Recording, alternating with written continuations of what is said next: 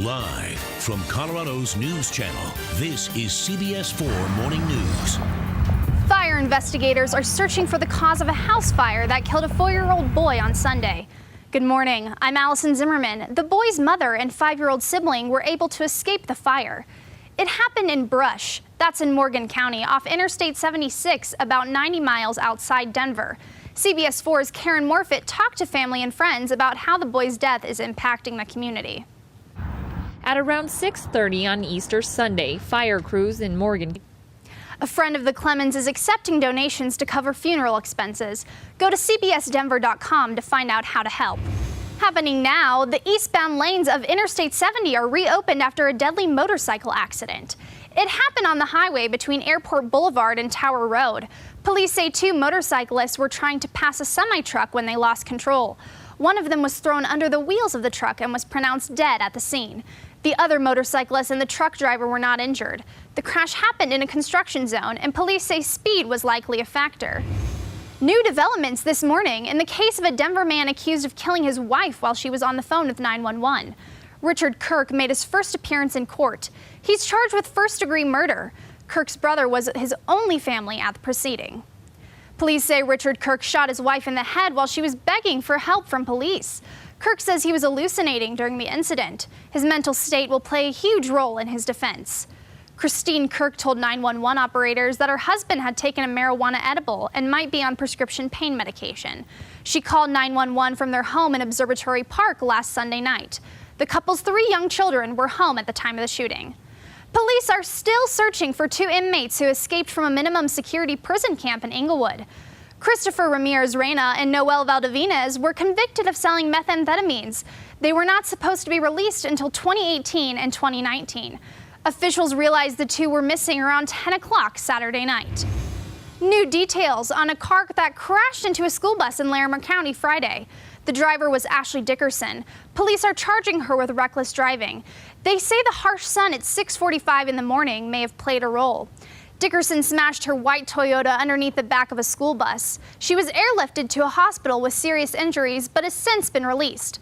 9 students were on the bus. 3 of them suffered minor injuries. New information about a 2011 deadly listeria outbreak in contaminated cantaloupes. The owners of the farm that produced the cantaloupes now have to pay just a fraction of the restitution they were sentenced to. The Jensen brothers have to pay only $13,000 instead of the original $300,000. Only 3 victims applied for restitution by the deadline of March 11th. The amounts those 3 requested totaled a little more than $13,000. Many of the other victims sued the brothers and others involved in the outbreak separately for monetary damages. The listeria outbreak killed 33 people and sickened 147 more. Developing now, a woman and her small dogs are recovering from a vicious attack by her neighbor's dogs. 3 big dogs broke through her security door trying to reach the woman's 2 smaller dogs. Cuts and scratches cover her body. Our Suzanne McCarroll tells us about what the woman says was a fight for her life. They look like pit bulls. Shirley Crawford is still fighting tears after. The victim says the attacking dogs looked like pit bulls. Authorities are still trying to figure out the exact breed. Right now, Colorado's debating how to use the money raised from marijuana sales. Denver held its first illegal 420 rally over the weekend, and officials are calling it a success. The state has generated millions of dollars from marijuana taxes. Some want it to be used for drug use prevention and education. This is just the beginning of a long debate. The debate about how to package marijuana edibles was decided today. We'll have more on that tonight at 6 here on CBS 4 News. Covering the nation now, the 118th Boston Marathon brought crowds of 1 million people. The energy was high, especially as runners took back their race. For one Inglewood woman, she can finally cross the Boston Marathon off her bucket list. She was less than a mile from the finish line last year when the first bomb went off. This year, she's racing for those who can't. CBS 4's Mark Taylor spoke with Amy O'Brien after she crossed that finish line. In some ways, the race was the same 26.2 miles, the same grueling struggle. This year's marathon was a special win for Americans in the men's division. We'll have more on the Boston Marathon coming up later in sports. A 16-year-old hopped on a plane in California heading to Hawaii. Coming up next on Colorado's News Channel, find out why officials are surprised he survived the 5-hour flight. The city of Boulder is closing Boulder Creek to swimmers and kayakers. Find out why you'll want to stay out of the water this summer. All the sunshine this spring means much melting. That snowmelt flows into our reservoirs. Coming up, we'll tell you what kind of water restrictions to expect this summer. This surveillance camera caught it all. At the corner of Colfax and Dayton, the driver of a speeding Ford Expedition ran a red light. It threw this blue Camaro onto the sidewalk, almost crashing through the windows of this storefront. Then the Camaro slid off camera. The driver of the Camaro was 17-year-old Juan Carlos Dominguez Palomino. Juan was a senior at Aurora West College Preparatory Academy. I love you, Juan. Juan's mother, Blanca, is a Spanish speaker. She told us he was a great brother and student who wanted to be a mechanic.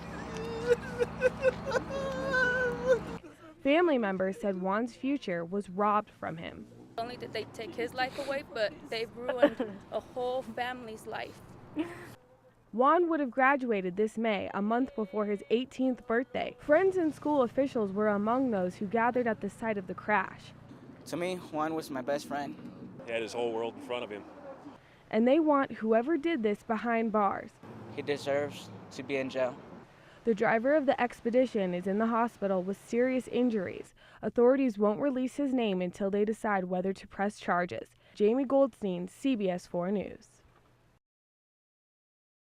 These edibles resemble Tootsie Rolls. School officials have already expelled 2 students. 17 more are facing suspension. Last week, teachers at Shaw Heights Middle School observed kids acting noticeably strange. The school is now the center of a police investigation. At least one kid had brought some of these products to the school and began sharing them with friends. Some students say they didn't even know they took marijuana, but throwing the kids out is not the district's intention. We want to keep these kids in the classroom so they keep learning. The district put out an awareness advisory in January when marijuana became legal to educate parents. And we did try to be very proactive about this. Police are still investigating how the kids got the edibles in the first place. In Westminster, Jaimie Goldstein, CBS 4 News.